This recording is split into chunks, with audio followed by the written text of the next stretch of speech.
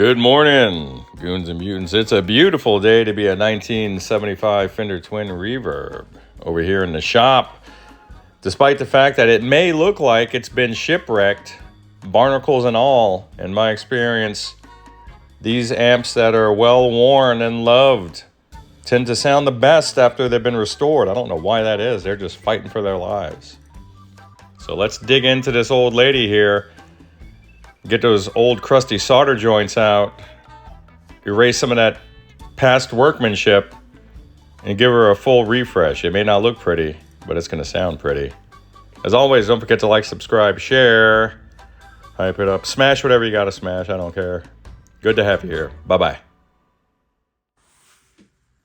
Good morning, Paul.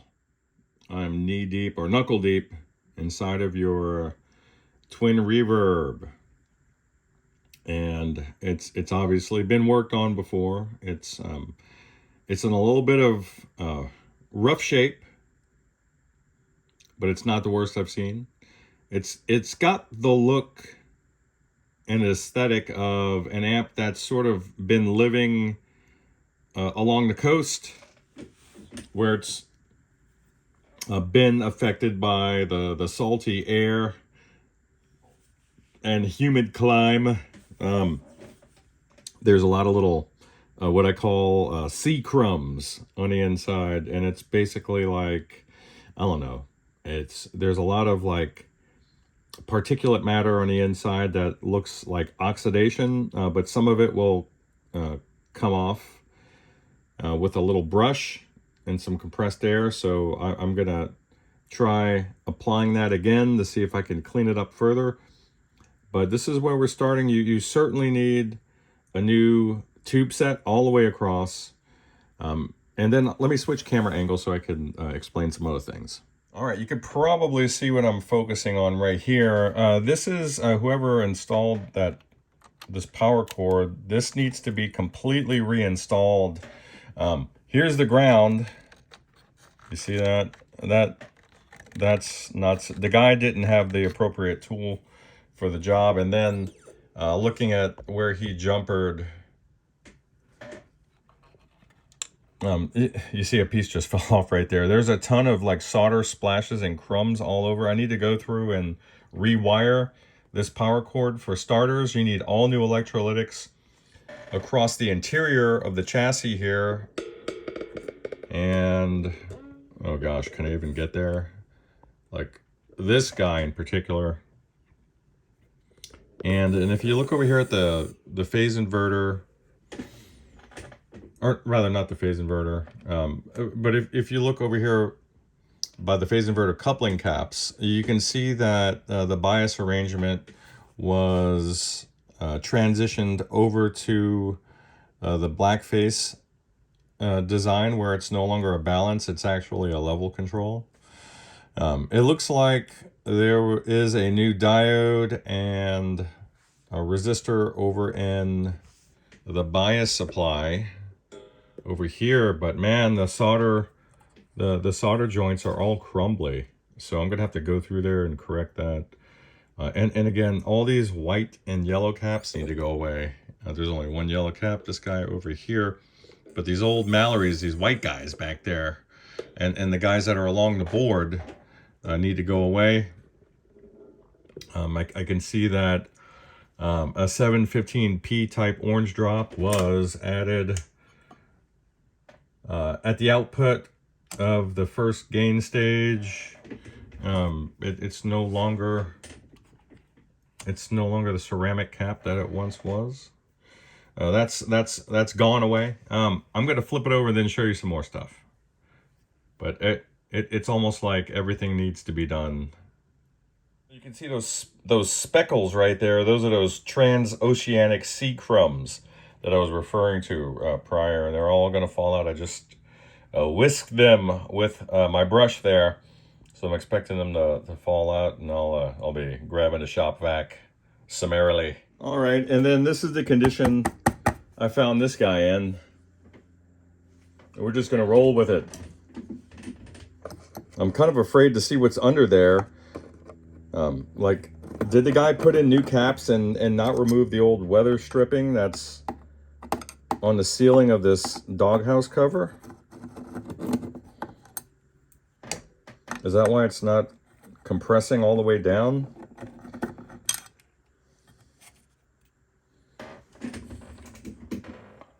And by the way, this appears to be a 1975.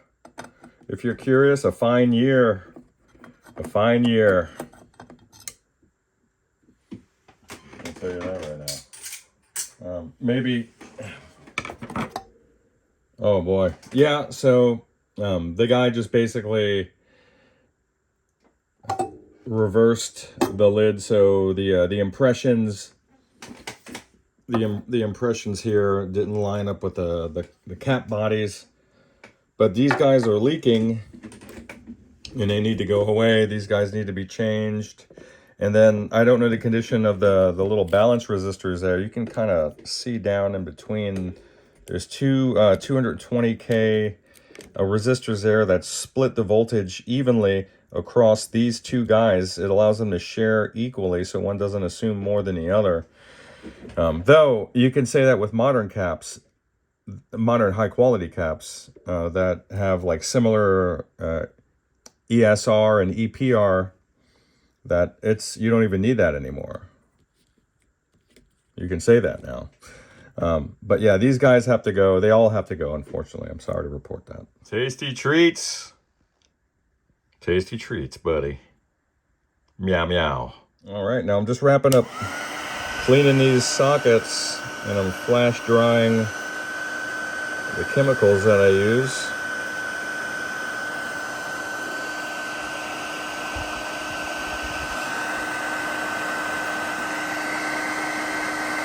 I use a particular combination, and you really need to get the first one off entirely, or else it could create a conductive path between the pins. All right, so we got a solder joint there on the ground, and it's like the more you look, the more you see. Where's my finger? Look at that there for the neutral. Just stuck in there. So I'll get that taken care of. All right, I know it's hard for anything to look nice that I've done, but I've done nice work, I promise. So you have some new screen grid resistors there. Your grid stoppers are great. We got some new caps installed, the little blue guys there.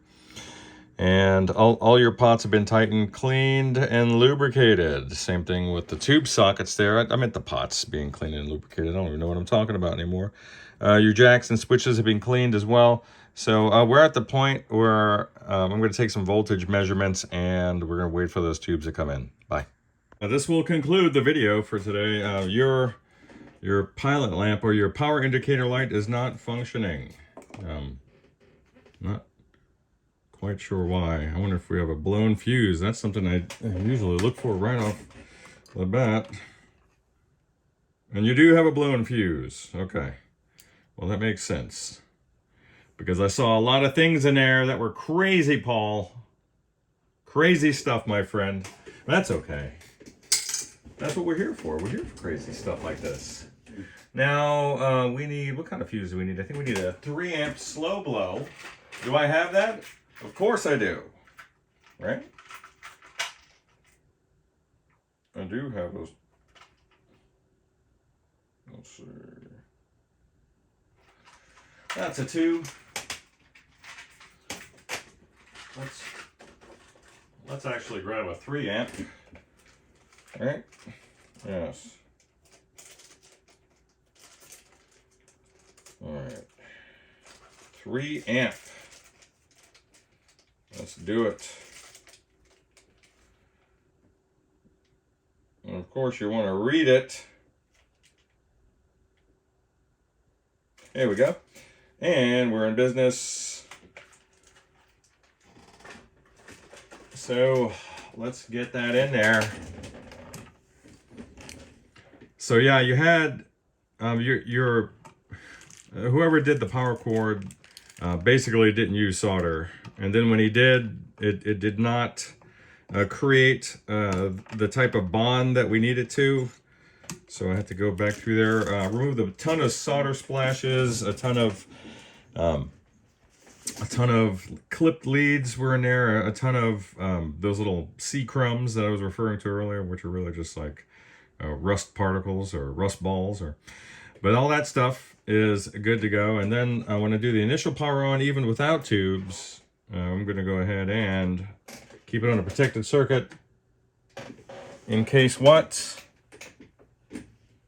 And the power is still not functioning, but I can see that there's no short. So that's good. Excellent.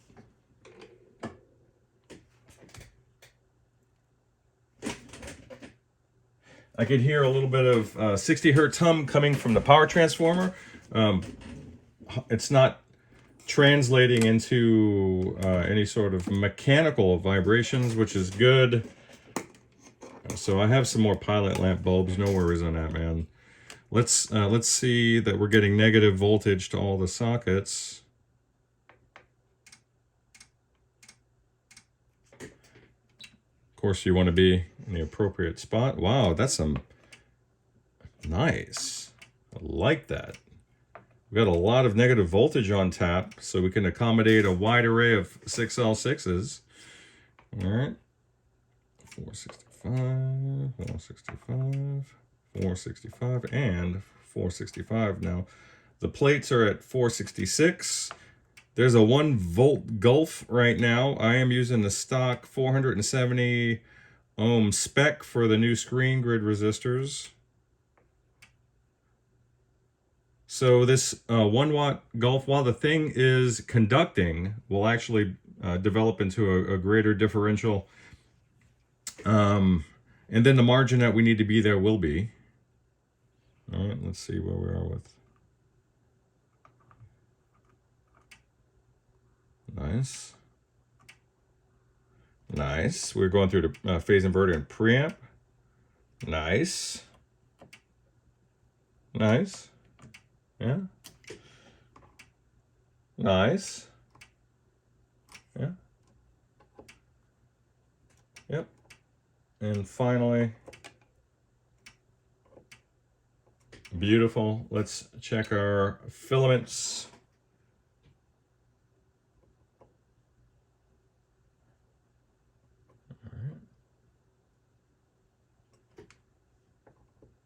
Not perfectly balanced,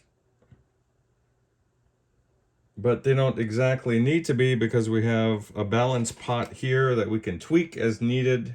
I just need to see that the voltage is actually present.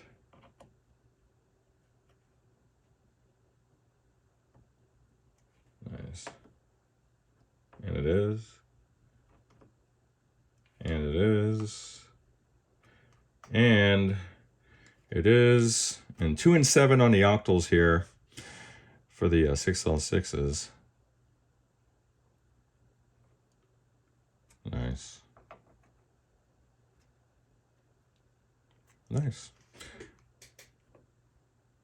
Finally. So we are good to go, my friend. Until when? Well, until the tubes arrive. I did dispatch the tracking information over to you. And we can both follow that as it comes on in. I'm expecting, what are we sitting at? We're sitting at Wednesday. I'm expecting like maybe Friday evening, you know, Saturday morning at the latest, maybe. Depending on when they want to get a move on. But that's it. You guys, I got to get out of here. I got to go shopping. I got to cook. I got to go do some dad stuff. So hope this finds you well out there. Right, by the way, you were missing the bulb altogether. There we go. We're getting somewhere, aren't we? Kind of feels like it. And there you go, buddy. We'll talk soon.